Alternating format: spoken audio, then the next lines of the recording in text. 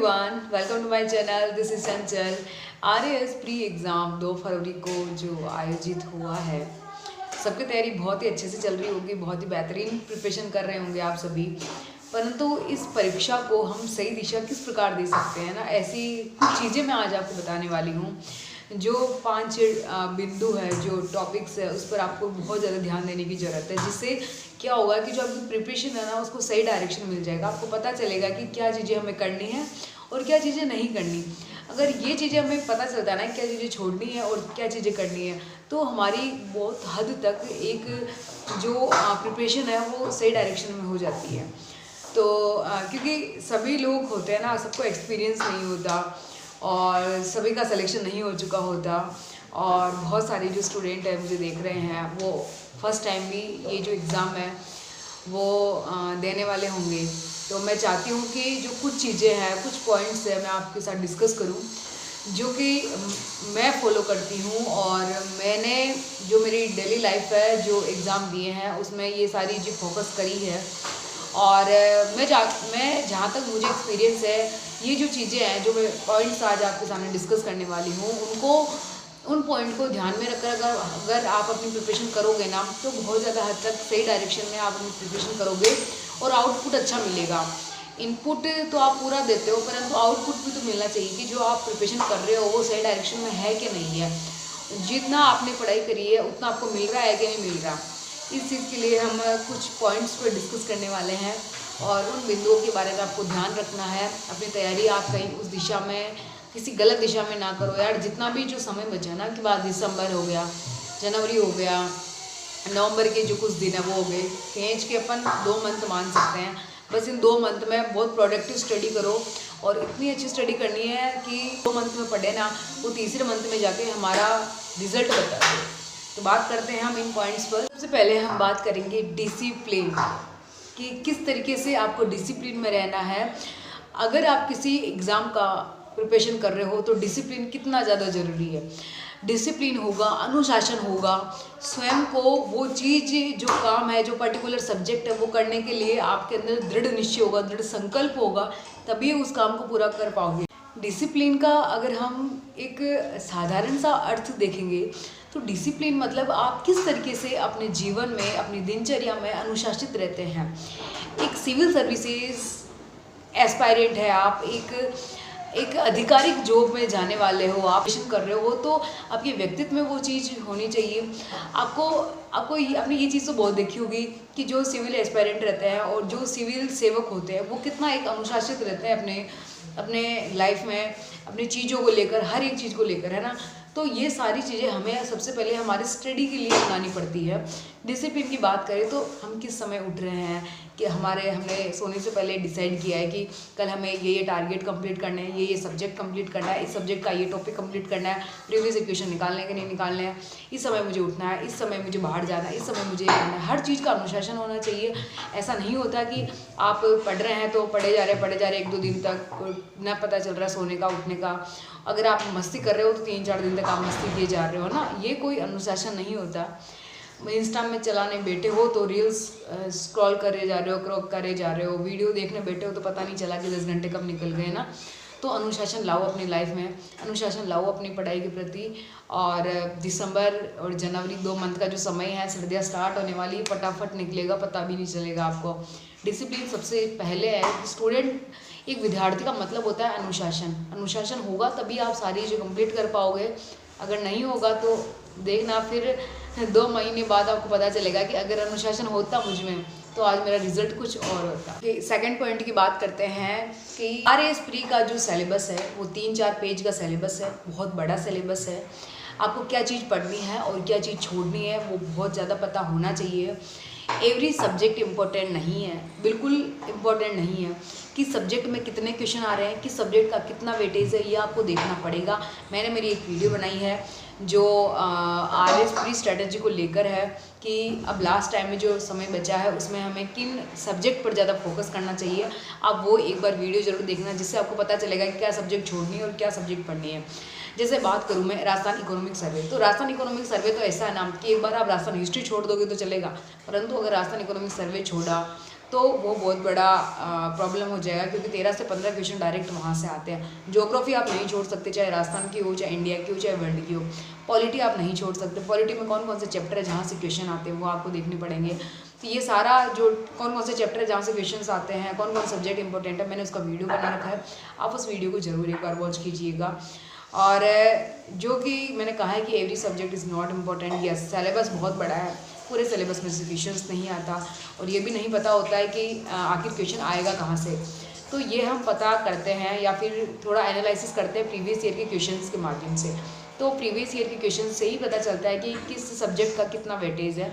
इस वजह से एक बार आपको इस चीज़ में गहन विचार करने की ज़रूरत है। मैंने बहुत अच्छे समझाया है, और इस 2 महीने की जो तैयारी है वो बहुत अच्छे से कारगर साबित होगी अगर आप उस वीडियो के अकॉर्डिंग पढ़ाई करेंगे। तो पॉइंट की हम बात करते हैं अवॉइड क्वेश्चन प्रैक्टिस, है ना। स्टूडेंट क्या करते हैं कि नए स्टूडेंट होंगे वो लोग ज़्यादातर ये गलती करेंगे कि अपना नोट्स पढ़ा, देन बुक का या फिर बुक पढ़ी, कंप्लीट है, ऑनलाइन क्लासें ले ली, बस कंप्लीट है, उसके बाद क्या पढ़ना है, हमारा तो सारा सिलेबस कंप्लीट है, हमने तो सारा सिलेबस कंप्लीट कर लिया, 1 बार नहीं 2 बार नहीं 3 बार।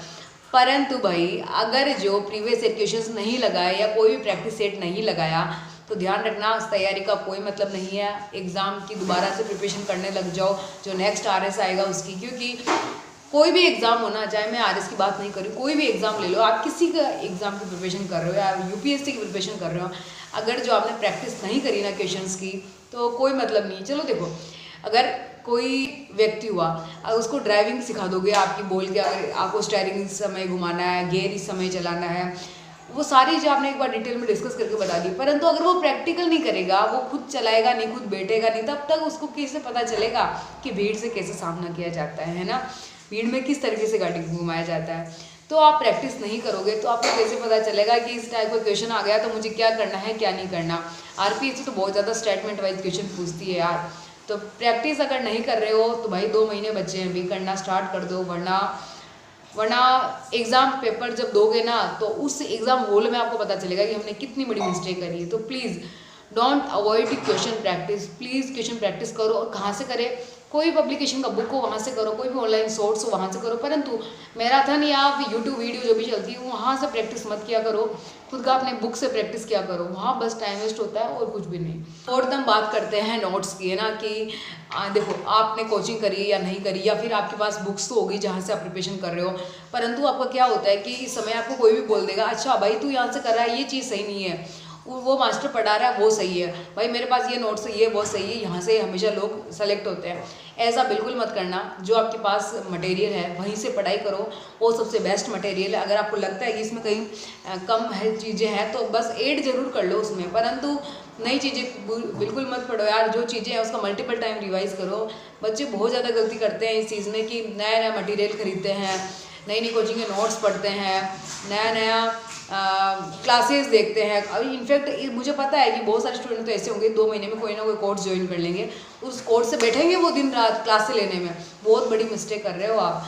और बहुत सारे स्टूडेंट ऐसे होंगे जो RBSC NCERT की बुक को आप पढ़ना स्टार्ट करेंगे। भाई प्लीज़ मत पढ़ना, अपने नोट्स को पढ़ो, अपनी बुक्स को पढ़ो, वो ही ज़्यादा इम्पोर्टेंट है। और उन नोट्स में उन बुक्स में भी उन चैप्टर को ज़्यादा पढ़ो जो ज़्यादा स्कोरिंग है, जहाँ से ज़्यादा क्वेश्चंस आते हैं। नेक्स्ट पॉइंट मैं बताना चाहूँगी कि अगर आप ऐसा सोच रहे हो ना कि हम मैथ या रीजनिंग को स्किप कर दे, तो ध्यान रखना ये बहुत बड़ी गलती होगी आपकी। वो इस वजह से क्योंकि मैथ और रीजनिंग का बहुत बड़ा हिस्सा है यार। जैसे मैथ और रीजनिंग में 7-8 जो टॉपिक दे रखे हैं, वहाँ से पता है कि हर एक टॉपिक से क्वेश्चन आएगा, परंतु जीके के इतने टॉपिक है वहाँ से कोई श्योरिटी नहीं है कि उन हर एक टॉपिक से क्वेश्चन आएगा या नहीं आएगा। उस टॉपिक से क्वेश्चन भी आ गया तो आपसे वो सॉल्व होगा कि नहीं होगा। परंतु मैथ का ये है फंडा कि आपका कॉन्सेप्ट क्लियर है ना तो आप उसे कर सकते हो, आसानी से कर सकते हो, चाहे वो किसी भी लेवल का क्वेश्चन क्यों नहीं आ गया हो। तो मैथ और रीजनिंग में भी अपनी कमांड रखिए प्लीज़, और प्रैक्टिस करो प्रीवियस ईयर के जो क्वेश्चन है उनकी। कोई भी बुक हो चलेगा, पर अगर नहीं हो तो दिशा पब्लिकेशन की बुक्स है जहाँ से प्रीवियस ईयर के क्वेश्चंस पूछे जाते हैं बहुत ज़्यादा। उस बुक में सारे क्वेश्चंस को अच्छे से डिस्क्राइब कर रखा है, वो मैंने मेरे Telegram channel the Chanchal vibes पर भी अपलोड कर रखी है, फाइल सेक्शन में आप वहाँ जाकर देख सकते हैं। अगर आप पहली बार मेरे चैनल से जुड़े हैं तो लाइक करें वीडियो को, सब्सक्राइब कीजिए और टेलीग्राम पर जुड़ जाइएगा। बहुत बेनिफिशियल है ये चैनल भी और टेलीग्राम चैनल भी। मुझे पता है अगर आप मेरे इस चैनल पर आए हो ना तो बहुत कुछ लेकर ही जाओगे, आपको ऐसा बिल्कुल नहीं लगेगा कि हमने कहीं ना कहीं टाइम वेस्ट किया। हमारा नेक्स्ट पॉइंट है प्रैक्टिस, है ना, प्रैक्टिस प्रैक्टिस प्रैक्टिस। जितना ज़्यादा प्रैक्टिस करोगे ना, चाहे वो टेस्ट सीरीज़ ले लो आप किसी की, या फिर अपना बुक ले लो, आप कोई भी पब्लिकेशन का बुक ले लो, प्रैक्टिस करो यार। जितना प्रैक्टिस करोगे ना उतना ज़्यादा ही बेनिफिट होगा इन एग्ज़ाम में, क्योंकि ये एग्ज़ाम ऐसे ही होते हैं। जितना अभी जो आरपीएससी जो पेपर ले रहा है ना, प्रीवियस ईयर के पेपर या कोई भी एग्ज़ाम के पेपर, जैसे अभी फर्स्ट ग्रेड के या स्कूल व्याख्याता के, इनके जो पेपर ले रहा है, असिस्टेंट प्रोफेसर के पेपर लिए, उन पेपर को एक बार देखो कि आरपीएससी अभी किस समय, अभी जो ट्रेंड चल रहा है वो कैसे क्वेश्चन का ट्रेंड चल रहा है। आप वो देखोगे तो आपको पता चलेगा कि आरपीएससी अभी करंट में ऐसे पूछ रहा है, राजस्थान जीके में, इंडिया जीके में। उससे आपको जो आरएसपी का जो एग्ज़ाम होगा उसमें बहुत ज़्यादा बेनिफिट मिलेगा।